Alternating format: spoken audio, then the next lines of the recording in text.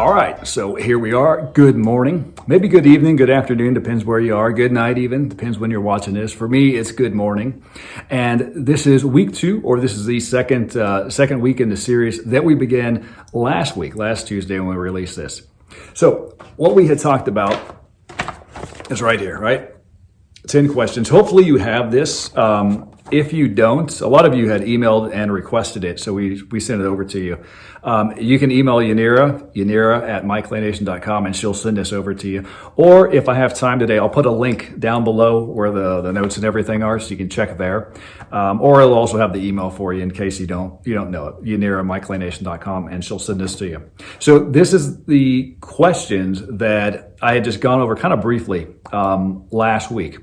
And these are the questions that, as business owners, and regardless of your brand, maybe you're selling bows, maybe badges, maybe magnets, other DIYs, and there's all kinds of things that you can do with clays, right? We've seen them used as ornaments. We've seen them used as magnets. Bows and badges are the big one, right? But there's a lot of other things too. And we'll be going through some of that, sharing some of the ideas and conversations that we've had with other creators that have shared what they've done with those. So might give you some ideas as well.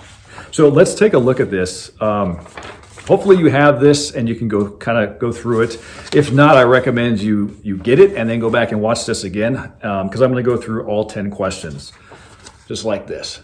Okay. And we'll just talk a little bit about them. Again, as you know from last week, I don't do a lot of editing. I put this on, I push record, and then we just talk like we're having a regular conversation, okay?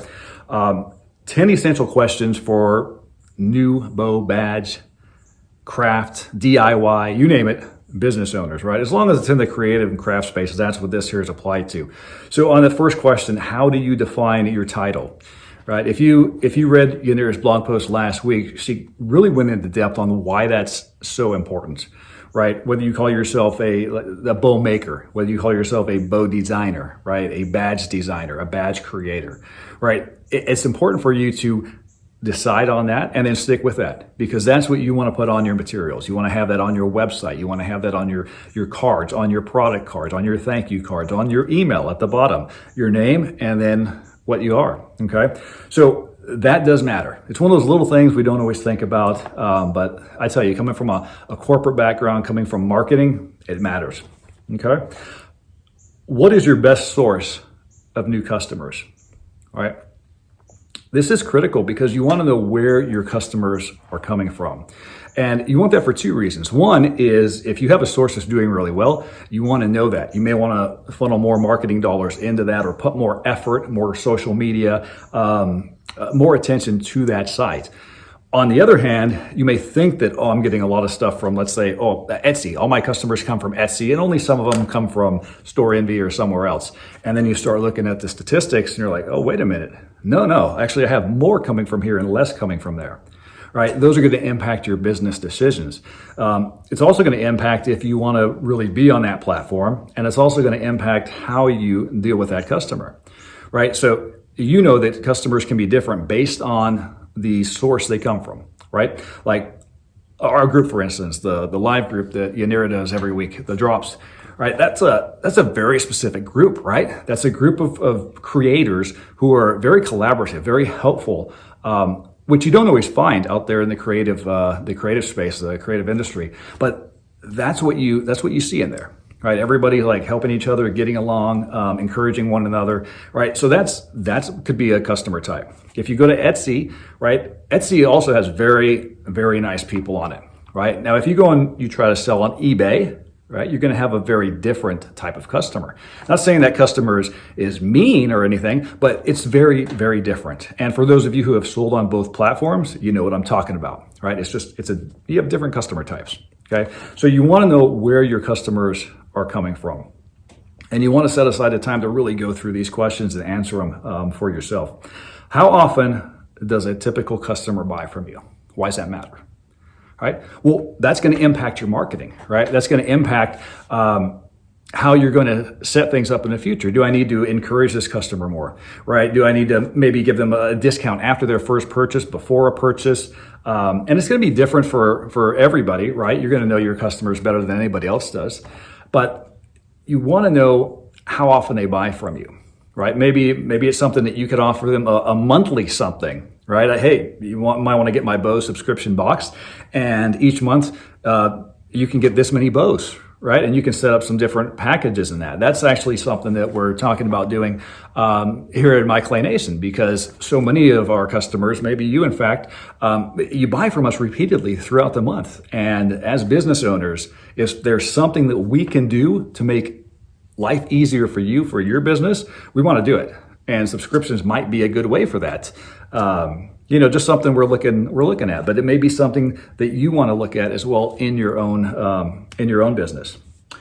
Now, what locales or platforms, right, do you offer your items on? And we've talked about that, I think, just a little bit. Some of you independently, but not here as a group. We haven't. So there's platforms like Etsy. Right? You have eBay, which I've heard mixed things on. I've sold on eBay, but just not clays. Store Envy is one, right? There's websites like Shopify or Wix, or build your own with WordPress. And by the way, that's what we'll be talking about next week, because I know a lot of you have questions about, okay, how do I get a website going? Do I build my own? Do I get one that's already pre-built? So I'm going to go over a lot of that stuff next week in next week's video for you. And then moving on with the questions, do you know the 3 ways to grow a business? Okay, this is so simple, but it's so critical, and you'd be surprised how many people don't know what it is, right? Think about it. 3 ways to grow a business, right? You can increase your prices, which that doesn't really do good. Customers don't like when you increase your prices, right? You need to find out where the market is, set them a little bit below that. And that's what we do. That's what I recommend. And even when I've worked at other companies, those that were successful, that's kind of what you do. Where's the market selling at? Put yourself a little bit below it. Just our strategy. I'm sharing it with you. But you can change your pricing. You can add the number of customers you have. If you have 10 customers, now you have 50, right? That'll grow your business. You can also increase the frequency in which they buy, right? That was one of our previous questions, why it's important to know how often do they buy. So those are really the only 3 ways to grow a business. Now you'll see a lot of derivatives of that. You'll see a lot of experts on social media and YouTube and stuff like that. But they all fall under those 3 categories, right? Increase the price, increase the customers, or increase the frequency of purchasing. Okay. So again, those are important things that as business owners, you want to start thinking strategic. You want to start thinking, how can I give my customers a better experience so that they'll bring more people and they can buy from me as well. And if you're sincere and authentic and you want to take care of your customers, they're going to come. They're going to come. I've worked in a lot of different industries, but that truth there, it's always the same. And customers can tell that. They can tell what's authentic and they can tell what's phony, right? And it's real easy. And you know it because you and I do it as well, right? When we buy from other places. How many active customers do you have? Okay, that's important to know too. Do you have customers that buy active?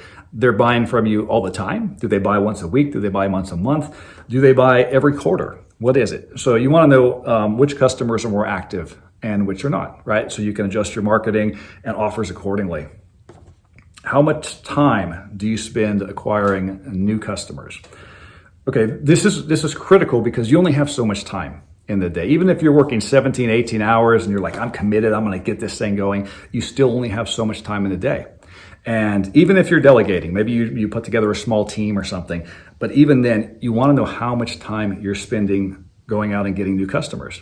Okay, because again, that'll have an impact on, well, should I just ask for referrals then? Right? Because you can get customers a lot easier with referrals because the kind of the know, like, and trust is already there from a friend that they believe in, as opposed to, okay, do I go run ads on Google, right? Which is a lot more difficult and that can get pricey. All right. We just have 2 more here and then we're going to be done with today. I'll try to keep these short, but brief, but very powerful. So you get some real value out of these. What do your customers want? And they know it. What do your customers want, but they don't know it, right? Sometimes customer doesn't know that they want something because they haven't seen it yet. You haven't brought it to them, right? If any of you have watched the Steve Jobs movie, he's trying to explain, well, it's like a typewriter and it's like a phone. And they're like, what is that? Why would I want that?